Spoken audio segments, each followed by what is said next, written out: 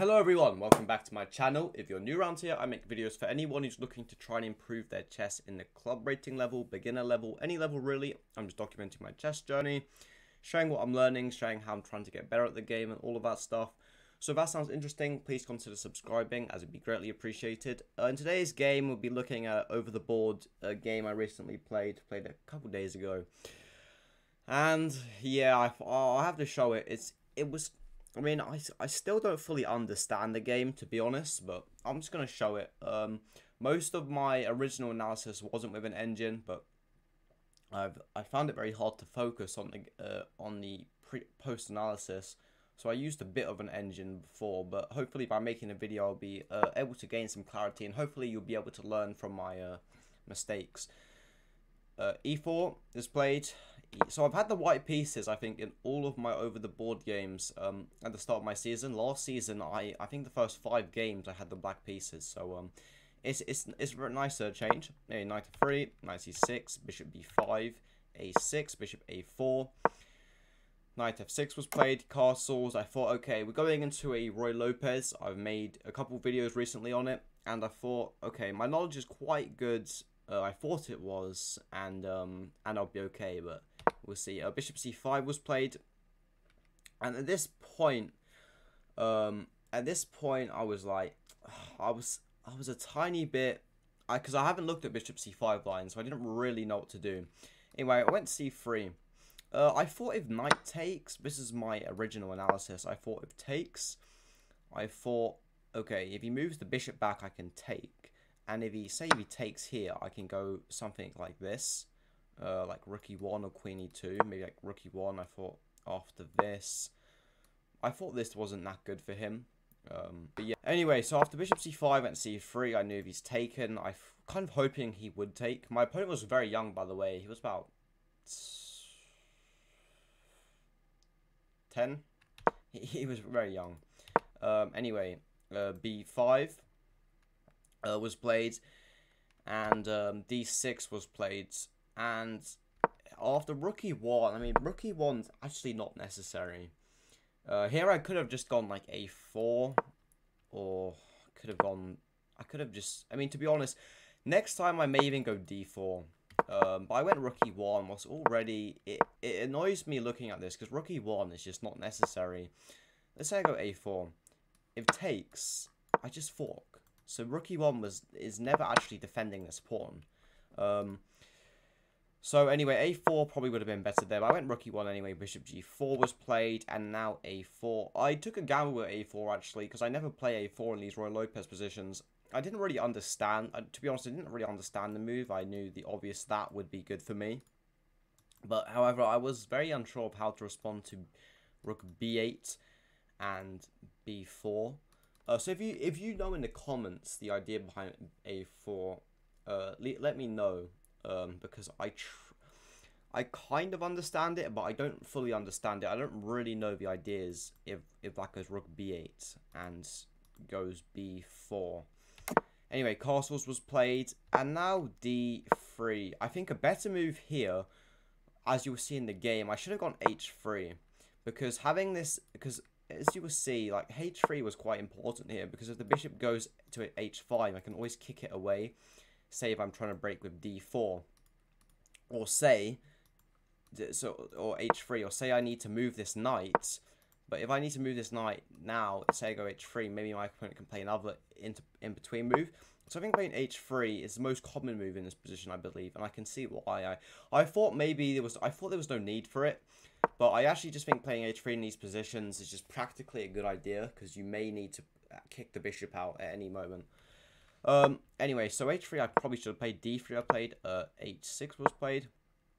Knight b to d2. Now my opponent went b4. I think the idea was, I was thinking if my opponent ever went b4, I thought, okay, if he takes, I can take back with the knight. So I think after knight b d2, my opponent went here, because he knew if it was to take, he could I would have to take back with this. But that's what I think he thought anyway. My opponent played very fast, by the way. It was a rapid game, just to say. And also, I'm rated around 1680. My opponent was rated about 1640. Also, another important thing to say is that if you ever played chess, like I kind of had brain fog this game. Like I definitely wasn't myself. I don't actually think I calculated more than 2 moves deep in any position, just because I just didn't have the attention span to do it. So I really wasn't playing well today. I wasn't in a good mental headspace playing this game anyway. I played knight f1, which was probably the first bad move. I probably should have played h3 here. I probably, yeah, should probably go h3 and say he moves this. Maybe I can go, I probably wouldn't have, but it gives me the idea to go d4 at least, because if I want to break with g4. So h3 was for practical reasons just a lot better. Knight f1. Now we went d5, and here I was very unhappy with my position. Although the position's actually not that bad. I completely misjudged this position. After this, after d5, I thought my opponent was actually winning, or had a massive advantage. My idea was after this pawn was under attack, and I didn't like how his pieces were so active, and mine are all pretty much on the back rank. So I was very annoyed with my position here. Although I completely misjudged this position, because after a simple move like h3, you'd have to, if he goes here, I can win this, for example, bishop there. I mean, maybe I can even go knight g4, or I can go, let's say knight g4. This is kind of my own analysis here, but I could take this pawn, and say my opponent moves this here, I can take this pawn.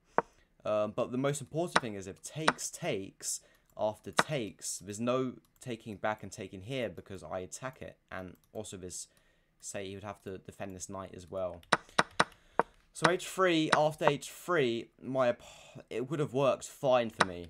However, after d5, I was extremely unhappy here. I just completely misjudged the position I took, what didn't make any sense, because after bishop d2, try pause the video and find the winning, maybe not winning, but a very good idea for black that gives black definitely an advantage. It's a tiny bit complex. So yeah, if you did pause the video and find it, it's my opponent can actually just take here, and he's got a better position. For example, let's say take. If I take back, after takes, my opponent can take here, and if I take with here, he wins the bishop. So I'd have to take with the pawn, and say something after takes and maybe like knight d4. This is just, look at my pawn structure, it's horrible. My opponent could probably go like c5, bring the rooks in. This position's good for my opponent. So that was the idea. I think if after this, if my opponent went take and I went take, I'm just trying to see what would happen. Oh no, my opponent can just take here, to be honest. And threaten to take here, for example, this. That would be bad.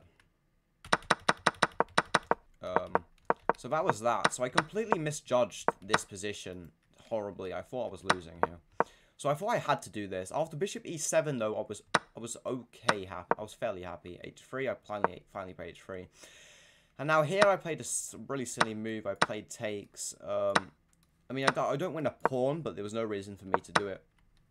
I completely, like I said, I wasn't thinking straight. I thought he had to play f6, and I thought I could just take. So after this, I took. He played this very fast as well. And then he took this pawn. It's free. Knight b1. I actually thought my opponent was going to play knight c3 here, and I was actually dreading this move. I understood that I would have to take, and after takes. But I mean, after takes, I can even like move my rook. I'm not sure, but I don't think this would be actually as bad as I thought it would be, because I can probably move the rook. And yeah, it's probably not as bad as I thought it would be. But anyway, so this was played takes, and bishop d4. Here I played queen f3. I wanted to put pressure on this knight. Now my opponent played c5, kind of solidifying this bishop. And now I played knight e3. After knight e3, I was fairly happy with this position. I mean, I wasn't over the moon, but I thought, okay, at least I can trade off this bad piece for this good piece. My opponent here played knight e7, and this was the real kind of, it was a mistake. I played this pretty instantly. Like I said, I didn't really think in this game at all. After takes, I played queen e4. queen e4. I have to get out dodge this rook. Queen e4. And now my opponent played rook f6. And after I played rook f6, I played knight g4. I thought, okay, I must be winning here. Or I must have an advantage. I mean, I thought actually I can't be worse. My true thought was I can't be worse here. Let's look at the pawn structure. Isolated pawn, isolated pawn. But however, my opponent has 3 isolated pawns, and this pawn is weak. I've got 2 attackers on this. This pawn is defended by the bishop, which means if I can trade off this dark squared bishop, this pawn will become weak. I wasn't thinking about things like this in the game. So I don't know what I need to improve here, because I feel with my post-game analysis, I feel like I already held all the answers to win this game. I just couldn't really activate my knowledge. So here I played rook b7. The idea is, say this is played, I take, and take. So my opponent played knight f5. After knight f5, I was like fairly frustrated with the position. I thought I wanted to win this pawn so badly, and it was always just defended. And here I played rook b1. And after rook b1, my opponent played queen e8. I believe instead of rook b1, a better move would have been bishop f4. Because I stop any ideas of knight d6. I can also, excuse me, I can also maybe go knight e5. I do want to say, instead of playing rook b7 as well, I believe I probably should have gone bishop e3 to try and exchange this bishop. It would have been a lot smarter of me. b2 was better, but I didn't play it. Anyway, I played rook b7. My opponent went knight f5. I went rook b1. Queen e8. And here I played a bad move. I played a5. I don't think this pawn was actually ever a threat.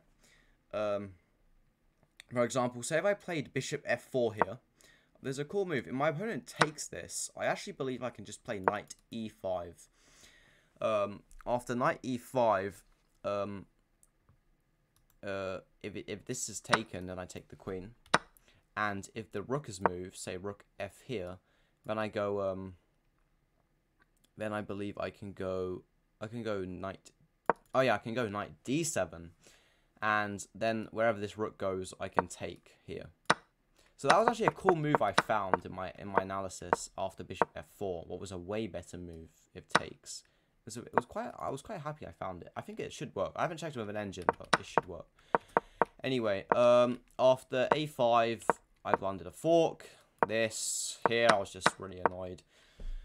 Queen c6, bishop, rook b6, queen a5. I took, takes, and here I thought I had a draw with takes. I actually believe I do have a draw here.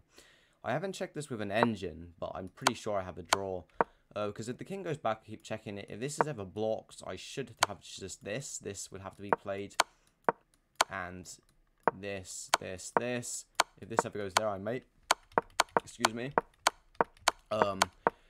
And if my opponent tried to ever go here, I could always go here.